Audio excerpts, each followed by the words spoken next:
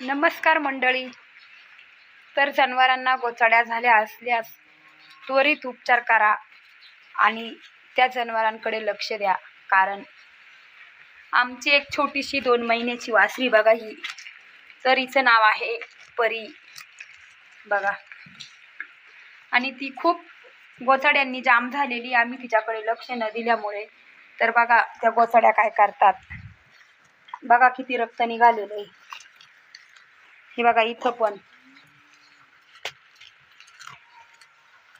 त्या गोचड्यांनी जखमा पण होतात बघा. रक्त पिऊन पिऊन पूर्ण जनावराच्या शरीराला जखमा होता आणि जनावर कुपोषित दिसतं. तर गोचड्यांसाठी औषध मारा किंवा इंजेक्शन मारा, काहीतरी उपचार तुम्ही करा आणि तो लवकरात लवकर करा. कारण बघा जनावर त्या गोचड्या रक्त पिऊन घेतात आणि जनावर खूप